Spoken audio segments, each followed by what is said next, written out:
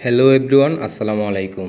আমরা আজকে আলোচনা করব আমাদের কিবোর্ড, এই প্রাথমিক যে কিবোর্ডটা থাকে অথবা এক্সট্রা যে কিবোর্ডটা থাকে ওটা যদি নষ্ট হয়ে যায় তখন আমরা এই কিবোর্ডের মাধ্যমে কিভাবে কাজ করব আজকে সেটা সম্পর্কে আলোচনা করব।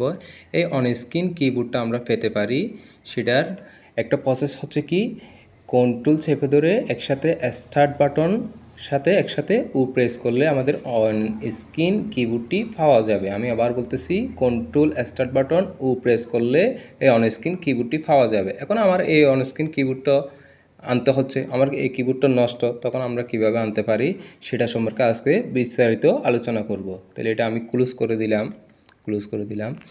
প্রথমে আসি কি, আমাদের যেতে হবে স্টার্ট বাটনে ক্লিক করলাম। এখানে ক্লিক করার পর আমাদের কোথায় যেতে হবে, সেটিংসে যেতে হবে। সেটিংয়ে যাওয়ার পর এরকম একটা আমাদের নতুন উইন্ডো চলে আসবে।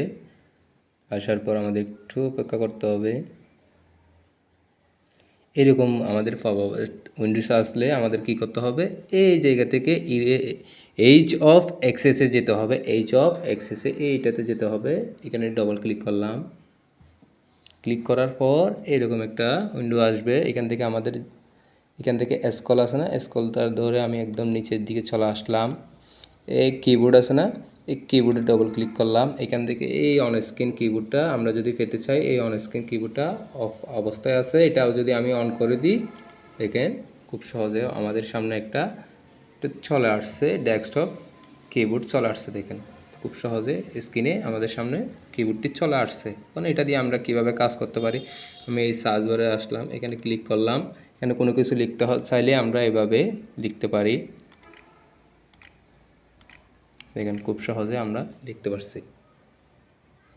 দেখেন খুব সহজে আমরা এটার মাধ্যমে কাজ করতে পারবো না। এসে এই কিবোর্ডটা যদি নষ্ট হয় তখন আমরা এই কিবোর্ড দিয়ে আমাদের কাজটা সম্পন্ন করতে পারবো। আসসালামু আলাইকুম।